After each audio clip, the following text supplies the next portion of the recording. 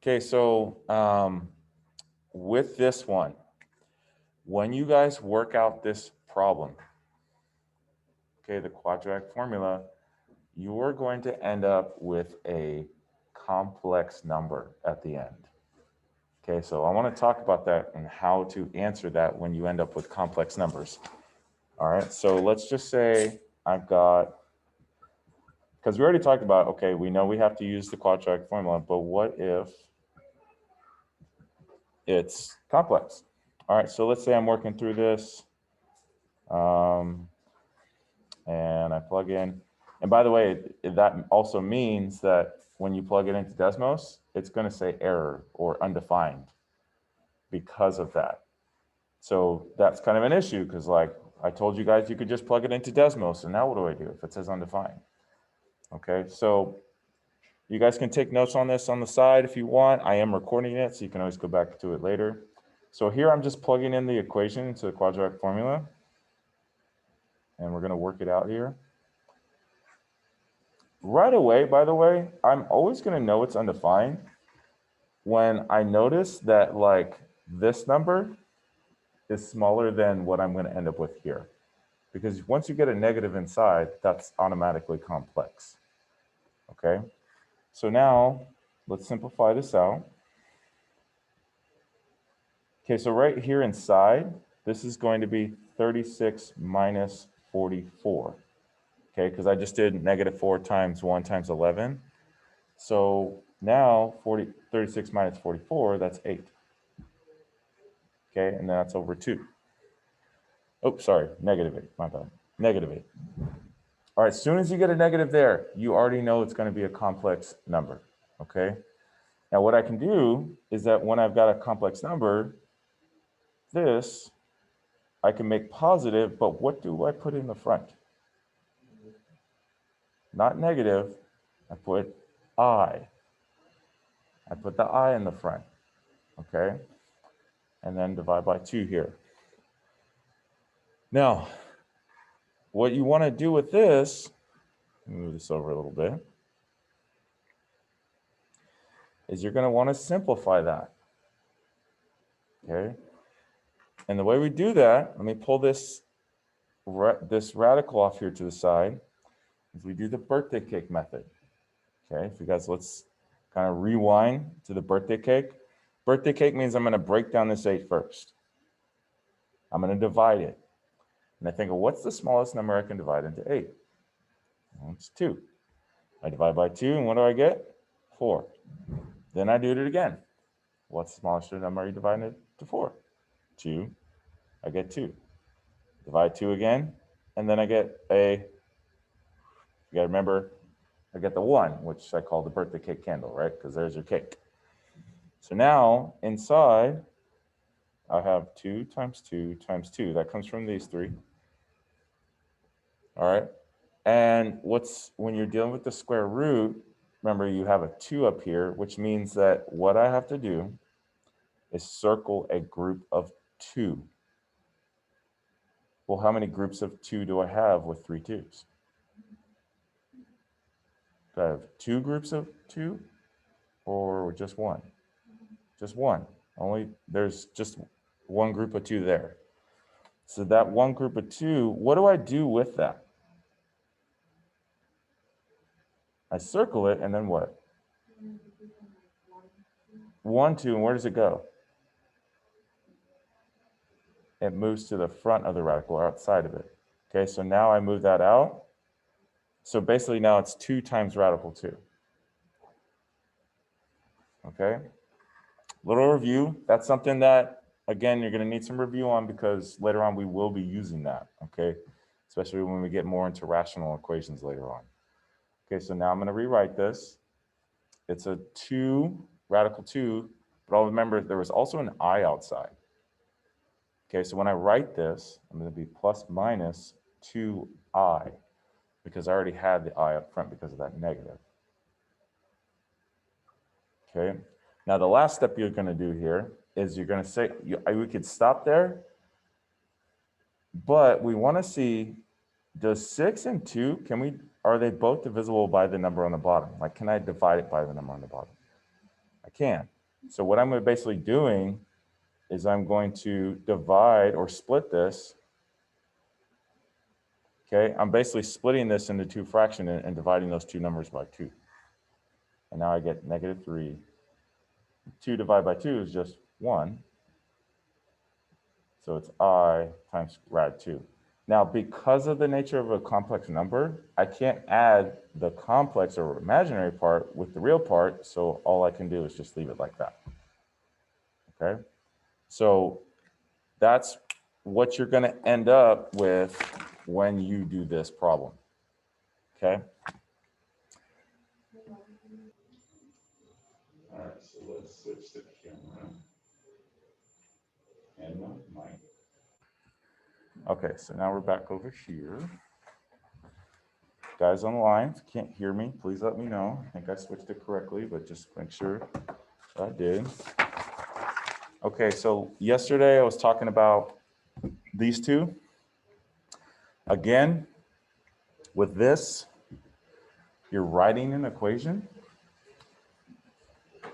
And when you write this equation, you're setting this up by saying, okay, well, if I've got -3 for one x-intercept, then that's going to be x plus 3. And then this one was 1/2 for the intercept. So that, what did that end up being?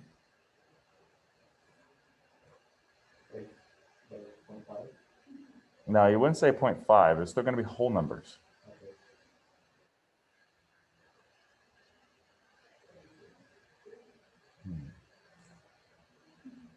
Well, the number on top always goes there. So if I got a 1 there, that goes on top, but the number in front of the x is the denominator.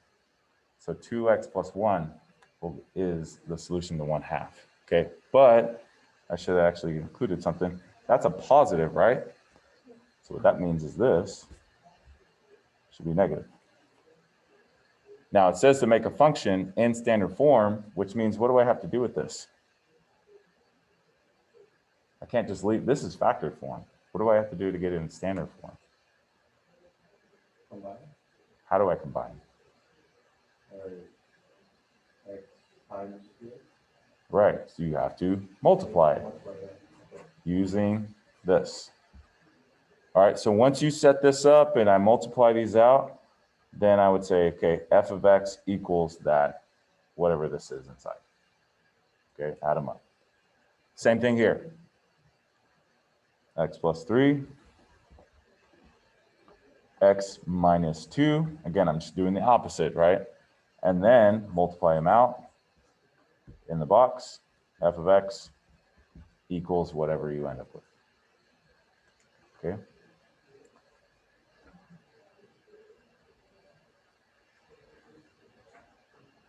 Okay, now these ones here, the question is, first of all, what is the degree?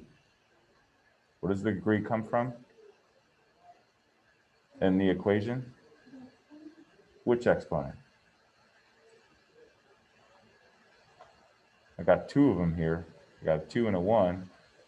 Here I got a 2, the biggest one. So your biggest exponent is your degree. So that's simple there. All right, but what about a graph? Well, first I got to look at the turns, right? Like how many times does a graph turn? So if I do this, how many times does it turn? 3. So what's the degree then? 4. Always one more than how many turns you have. Okay, so if I do one more turn, it's now 1, 2, 3, 4 turns, which means 5th degree. Okay, so parabola, how many turns does a parabola have? 1, so that means the degree is 2. So you're going to have something like that. Okay, all right. Okay, so that's degree. This part you guys can copy down. We talked about that yesterday. It says, consider these types of graphs. Which ones are polynomial functions? Question. Yeah, of course. You can always take a picture of the stuff I put in the book. Okay. or you guys at home can take screenshots if you want, all right? So here, it says which are polynomial functions and explain. So first of all, before I explain like all these examples, for polynomials, you cannot have negative exponents. There can be no variable exponents. So in the exponent, there shouldn't be like an X or a Y or some letter. The degree should be 2 or more. So there should be an exponent that's like 2 or more, okay? Not like just 1 or nothing. Okay, and then the last thing is there should be only one variable, not 2. What I mean by that is you shouldn't see something like this.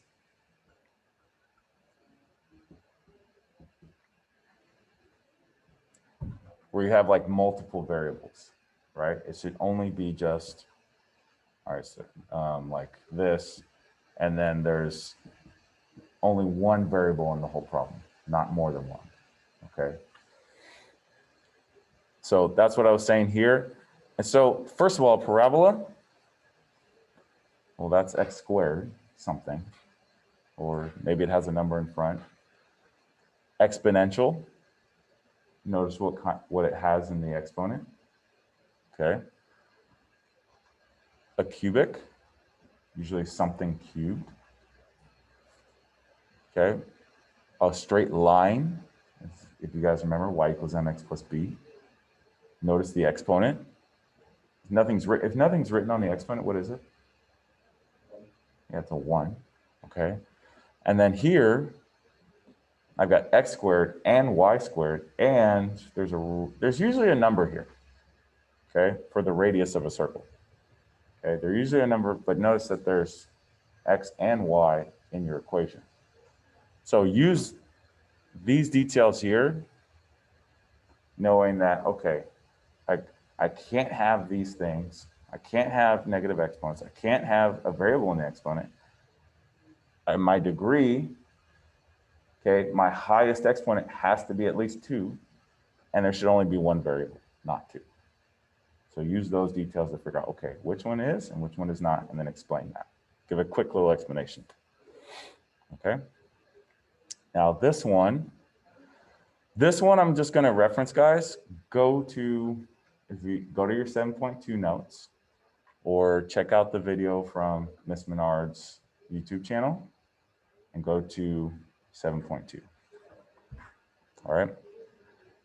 What you want to look at, by the way, is look at example 3. Don't look at the first example she does. Look at example number 3. And the reason I say that is because you have an asymptote right here at y equals 5.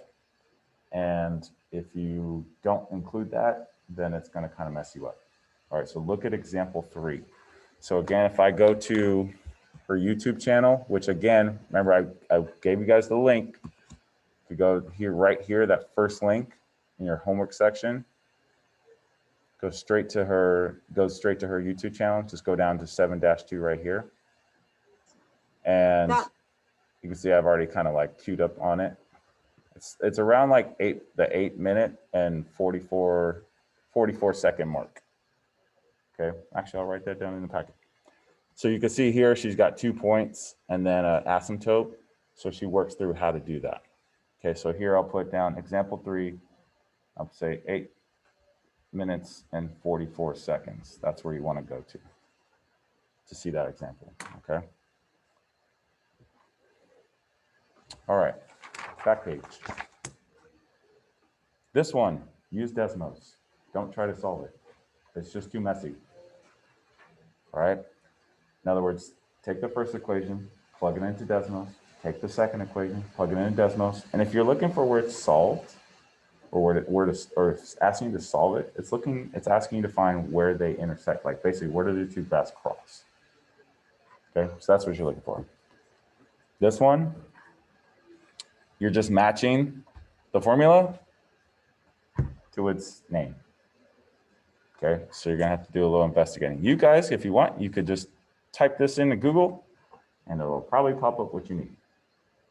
Type in law of cosines, you'll figure out which one it is. Type in Pythagorean theorem. Some of you guys probably remember some of those. Some of you might need a little research. All right, and then we just went over these right now. All right, so the last thing I'm gonna go over is one problem from tomorrow's folders. Now, this looks like a mess because I was kind of going over some notes, but don't worry, don't freak out. You're not gonna have to do that much. This is just teacher notes, okay? All right. I saw that look on your face, Nancy. All right, so look, let me pull out my other one. You're doing the same thing as this problem, where you have a root, and then you got to multiply it out the equation to get it in the right form, okay? Now, what I'm going to tell you to do, now, first of all, this is factored form when you just write the factors, right? When you actually multiply everything out, that's standard form. What I'm going to tell you guys to do is for both of these problems here, these first ones, okay, I want you to write this in factored form. Factored form. Factored form. The only reason is it just, can be a look. Okay. Now I'm going to explain how to do these using the delta math because that is one of your assignments. For this one, same thing, leave in factor form. And this one, the same. So you guys at home, make sure you guys are taking notes on that, knowing that you got to do that in factor form, okay? The back page I'll go over tomorrow, by the way, okay?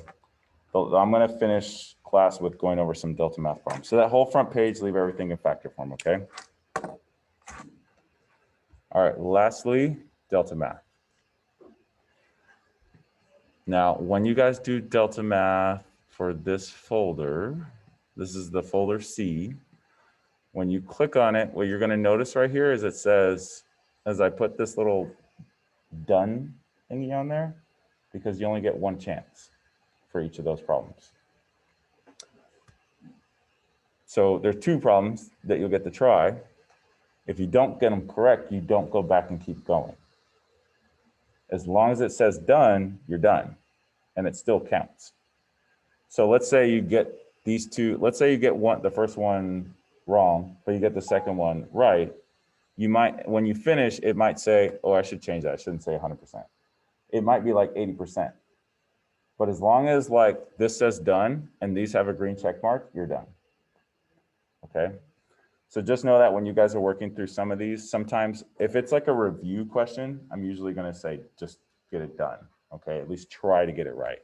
But I'm not going to have you sit there and get stuck on it. Okay. So like this one is just review.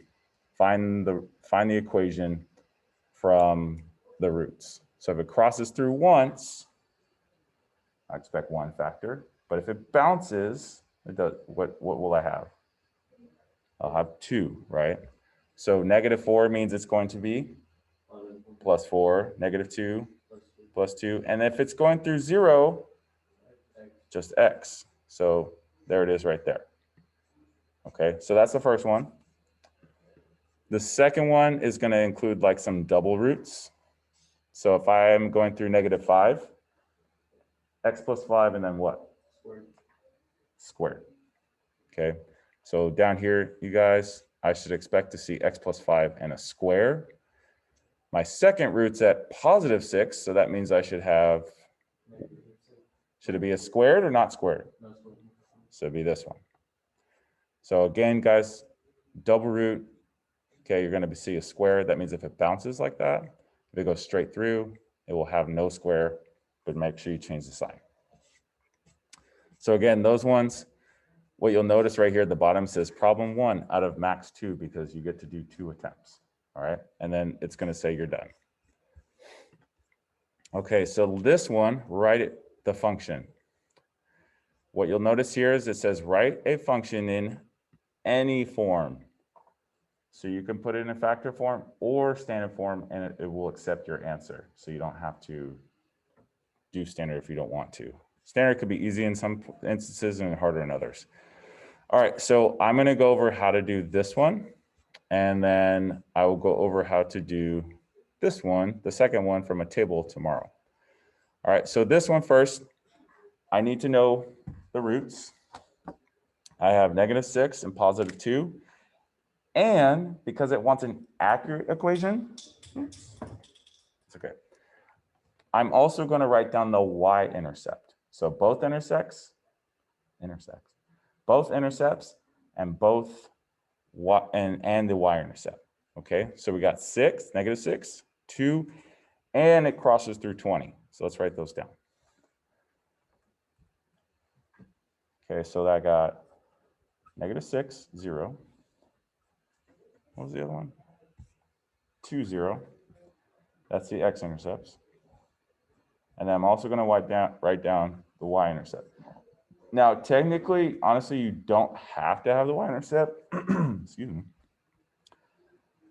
But it just makes things easier when you have a number with 0, okay? Because you're going to have to plug this number in at some point. And when you have 0 to plug in, it just makes things easier. But you technically could plug in any point on the graph. All right, so let's set this up. So first of all, to get an accurate graph, you not only are going to set these factors up, you also need to account for that there might be some kind of stretch with the graph. It might like be kind of skinny or it might be kind of wide. So what I have to do is put an a in front of the factors first, okay? And actually, let's put y here just so it'll make a little bit more sense if I put y instead of x. So first I'm going to write the factors. -6, so it's +6. +2, -2. And now we're going to multiply that out. But before I multiply it out, I'm going to plug in this number, that point that I have. So the 20 is your y, the x is the 0. So that means for y, I plug in 20. And remember, basically what I'm doing, guys, is I'm looking for the a. So that means I'm plugging 0 here. I plug in 0 there. And then I just kind of simplify it out. A times 6 times -2. And then a times, oops, this is going to be -12 there. -12a. Divide that by 20. And I should get, I'm going to simplify that. And what I'm going to do, you guys can reduce it in your head, or if you want, use Desmos to reduce it for you. So I can do 20 divided by -12. And what I do is hit this little fraction button, and it reduces it for me. Okay, so I get -5/3. So now all I do, yes? Wouldn't you divide by 12 to get a variable? Do I divide it by 12? Or wouldn't you?